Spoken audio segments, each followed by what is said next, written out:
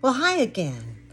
We're on chapter 2 of the book God's Day of Judgment by Doug Vogt, The Real Cause of Global Warming. This chapter, we talked about the last time, the different things that led Doug to the discoveries of this crazy, wild information, which has taken me years just to digest enough to share it. The real message of the Torah is a number system, and we need it desperately today. The measurement of the sacred cubit represents every dimension in Hebrew scripture. It's a measurement that unravels the real message of the Torah, a unit measure, a multiple of a number of years that equals polar reversals, the clock cycle of the universe we live in. The number was 12,068, and today I hope that you'll begin to understand what an important number and how significant the number is for you and I today. My son, if you will receive my words and lay up my commandments, so that you can lean thine ear and attend wisdom, and keep your heart inclined to discernment. Yea, if you call for understanding and lift up thy voice to discernment, if you'll seek her as silver and search her as hidden treasure, then thou shalt understand the fear of the Lord and find the knowledge of God, for the Lord giveth wisdom. And out of his mouth cometh knowledge and discernment. He layeth up sound wisdom for the upright. He is a shield to them who walk uprightly and in integrity, that he may guard the paths of justice and preserve the way of the godly ones. Then shall he understand righteousness and justice and equity, yea, every good path. For wisdom shall enter into thy heart, and knowledge shall be pleasant unto thy soul. Discretion shall watch over thee, discernment shall guard thee, to deliver thee from the way of evil. Proverbs 2, 1 through 12. The unit of measure that Doug uncovered in the Torah is a measure used in every dimension of the Hebrew scriptures, which is really exciting stuff. I can't wait to get to that part. The sacred cubit is the basis for our understanding of the number system. And the number system is critical for understanding the real message of the Torah.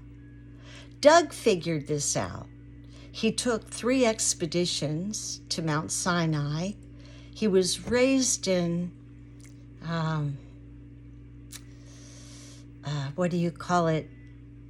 He was raised as a Jewish son and had studied the Torah and read the Bible every year and the whole thing. So he knew exactly, or he had the foundation for everything. He just knew there were secrets. He knew there was more.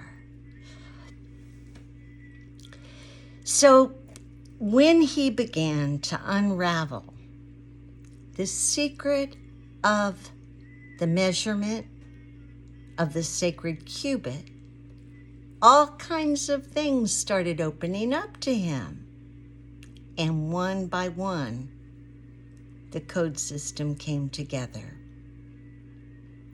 The unit of measure is a multiple of the number of years between polar reversals, 12,068. It's presented in the theory of multidimensional reality, but just touched upon here so that you'll understand the significance and power of the number and why and how it was used throughout the Torah. God's unit of measure, the sacred cubit, was the one key that allowed Doug to figure out so many things. He had to make a number of essential discoveries to get to this point. Astronomical discoveries, discoveries about our solar system, but primarily about the clock cycle, which produced the same number, 12,068. I hope you're going to be as amazed as I have been as I've studied this data and reconciled it. It's just been the most mind-blowing experience. I don't want to voyage off. My favorite minister when I was a Christian was Arthur Bird from Wales. He spoke in parables and was really quite the genius. Really anointed. He knew Smith's Wigglesworth and had been involved in so many crazy, wild events spiritually.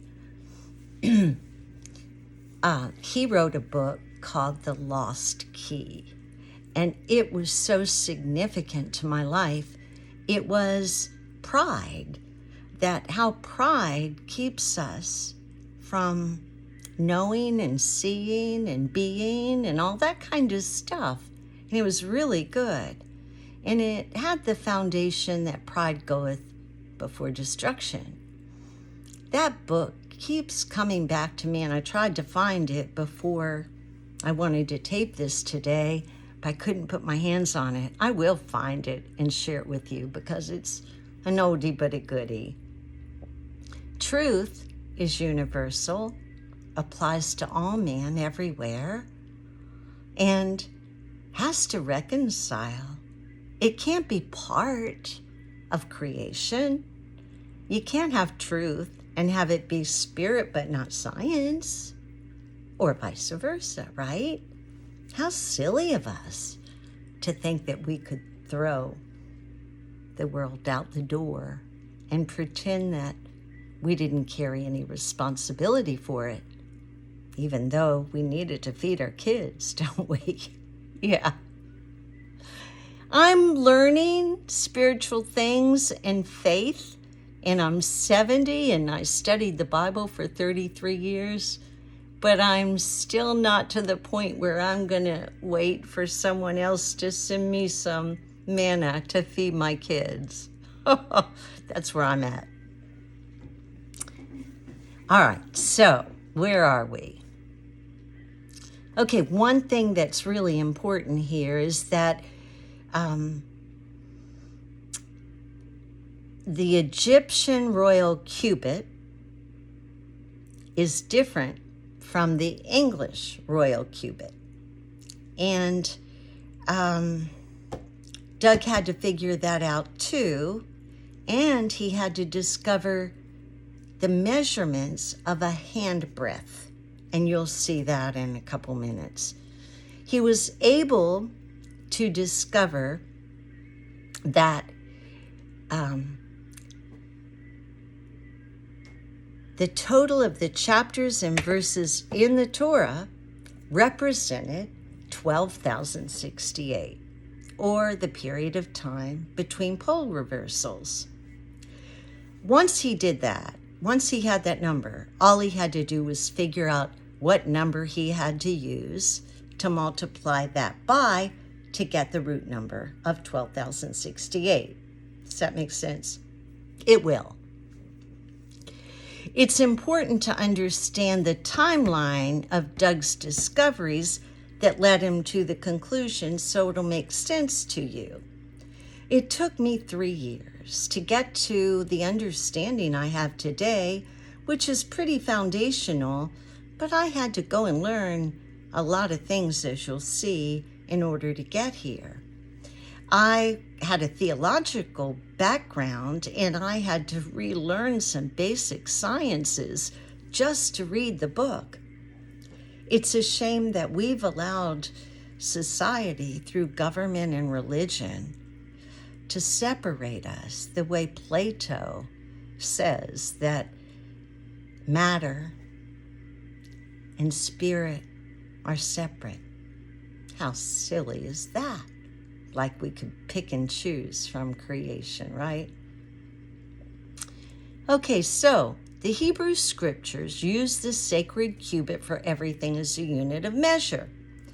There's only one place in the entirety of the Torah that talks about it and describes what it is. That's in Ezekiel. Ezekiel was written by Baruch.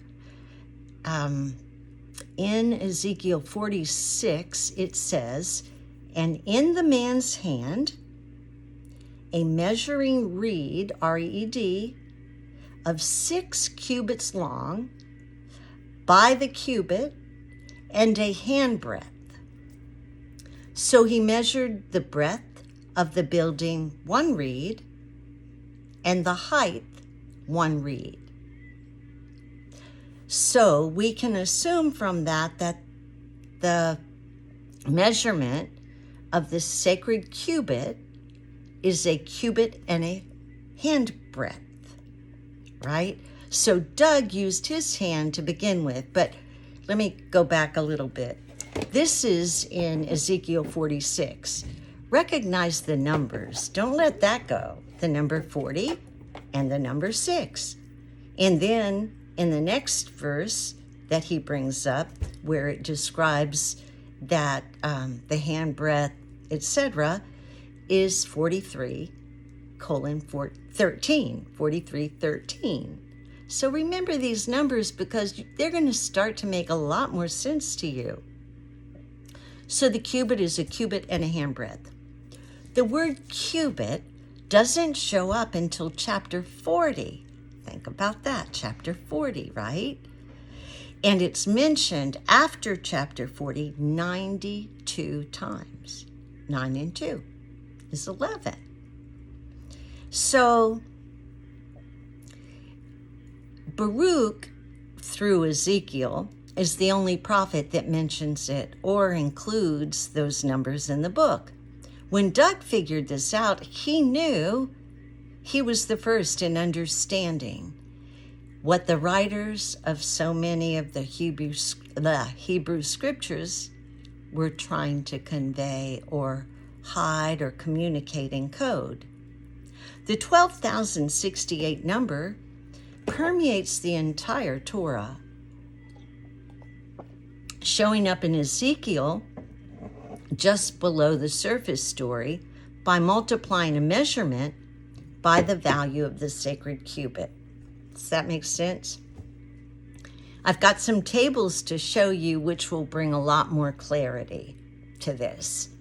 And I'll put them up as a PDF in case you want them.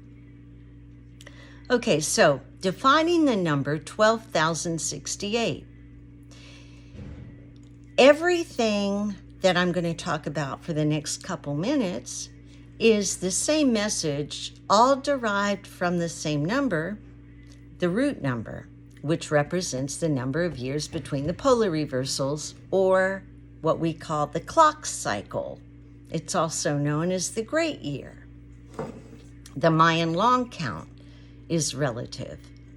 Okay, so all the numbers that were relayed or communicated that Doug found through the codes were multiples or functions. Forgive me, I said all. Many of the numbers were multiples or functions of 12,068.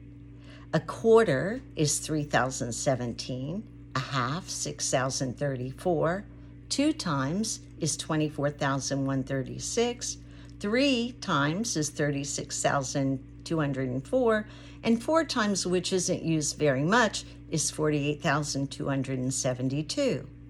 It's the sequence that counts, not the decimals. So you can ignore the decimal points when you're looking at numbers like that. If the number does not appear after multiplying it times 24,136, you can divide it by 12 and the numbers will start to show up. Sometimes it has to do, well, Doug thinks that the reason that they had to kind of manipulate this 12 is with the 12 tribes of Jacob, sons of Jacob, or the 12 tribes of Israel, because there weren't 12 tribes in the end, right? They kind of stuck in Manasseh and Ephraim in there, and didn't make sense. So much of it doesn't make sense, which reminds me, when I was talking to Doug, he just said, Cindy, I just kept saying to myself, why do they want us to know all these numbers or generations? And it finally started making some sense. Okay, so the number of chapters and verses in the entire collection of books included in the Hebrew Scriptures equals 24,136, or 2 times 12,068. The total number in the chapters and verses in the Torah equals 6,034, or half of the root number. So the number of chapters and verses in the Jewish books, right? Not the Piso written books, the Jewish books from Joshua to 2 Kings, all of the prophets, not Zechariah, but Psalms was included, equals 12,068. And this is in the chart. I'll let you see. The other Jewish book writings, which included Proverbs, Song of Songs, Ruth, Lamentations, Esther, Ezra, Nehemiah, and 2 Chronicles, total 3,017, or a quarter of the 12,068 root number. There's a note here that Doug made about the inch. The British inch is what Doug's using in his calculations. This was not created until the end of the 16th century, but it was the measurement that was intended to work because it works perfectly. 1 sacred cubit is equal to 24.136 inches. The British yard wasn't standardized until 1599 during the reign of Queen Elizabeth I. During that time, the Jews were allowed to live in England up until 1290, but then King Edward banished them. Some still live there, but they kept a low Christian profile. The Jews brought with them the length of the inch that we use today. Tradition holds that the description of the inches located in the Torah is the correct one. I think that makes sense. Got carried away with myself. I've got notes and I can't read all of them. The English Standard System has a divine origin. That's the point, is that divine system, however it originated, is what works with everything. And, with timelines and chronology of history, we have no clue. So I don't want to get off it because I've got so much info. But at one point I was looking through and comparing and reconciling timelines of history. And there were like 300 years, almost empty pages, which I should not have found, but I did because I was comparing. Yeah, things are not the way they have been shared with us. Okay. Where am I? Okay.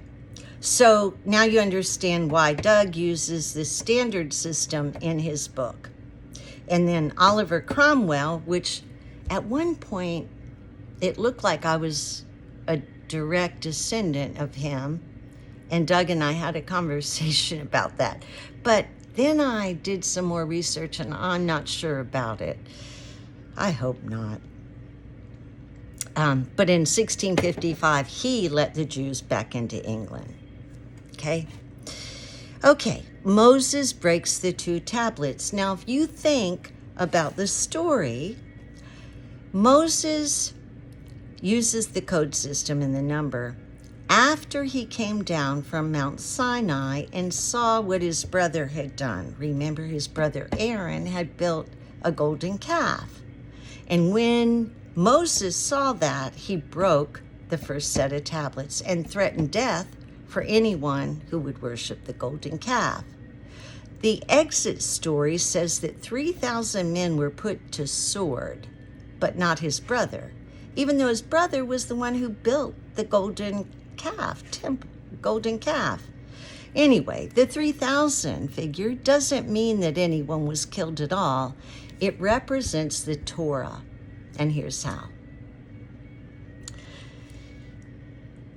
If you take 3,000 times the length of the sacred cubit of 24.136 inches, it equals 72,408.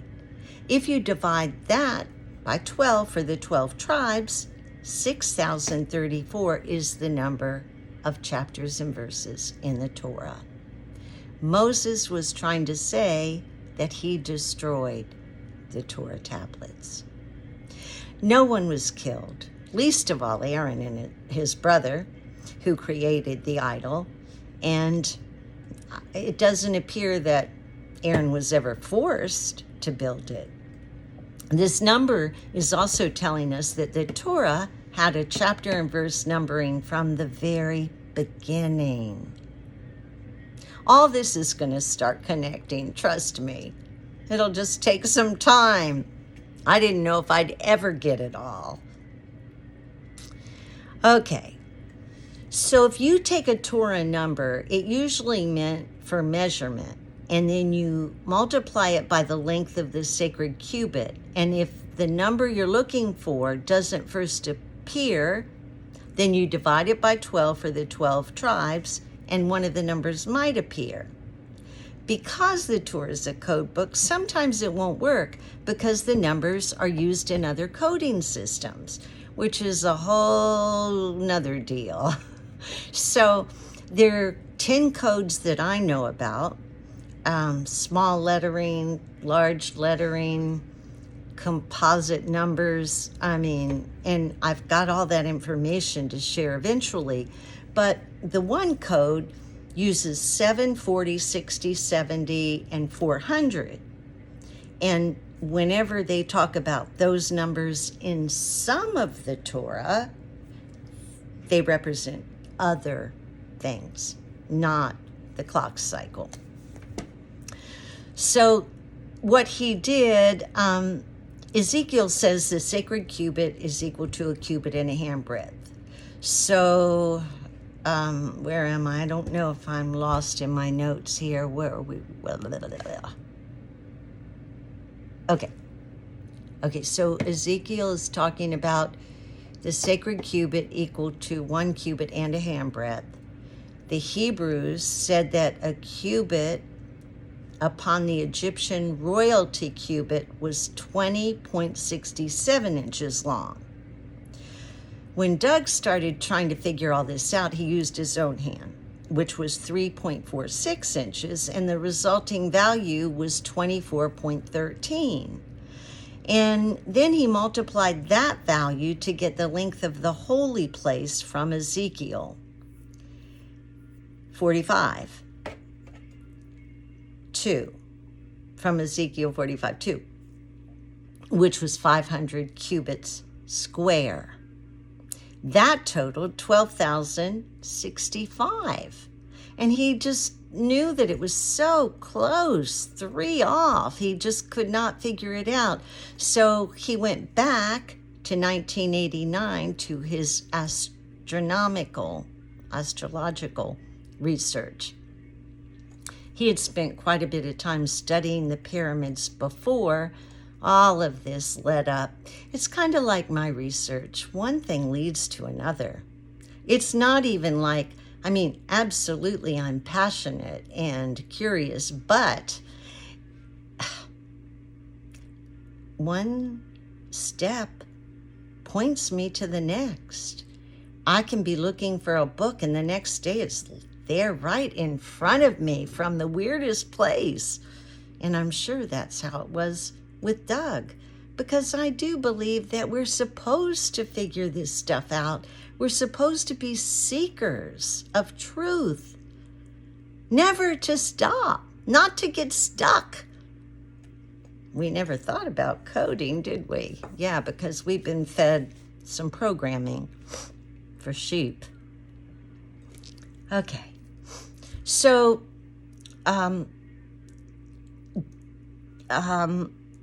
Doug was trying to figure out where the discrepancy was. So he backed into the length of the sacred cubit by using 12,068, dividing it by 500, which gave him a value of 24.136 inches. How about that? The actual value of the sacred cubit. Crazy. Secret numbers revealed in the Torah in the Hebrew script are just wild. 12,068 years is the cycle or the number of years between cataclysms, between earth ages.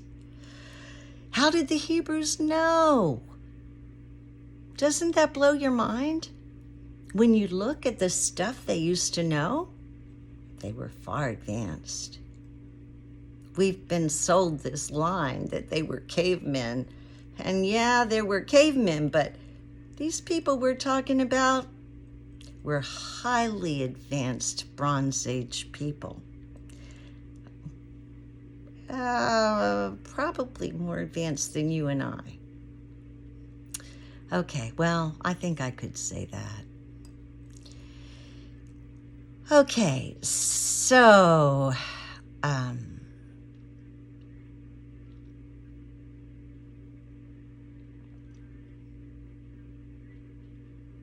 okay, the next chapter, I guess that's where we're at, will reveal the Torah code system not known since Baruch in 587 BCE.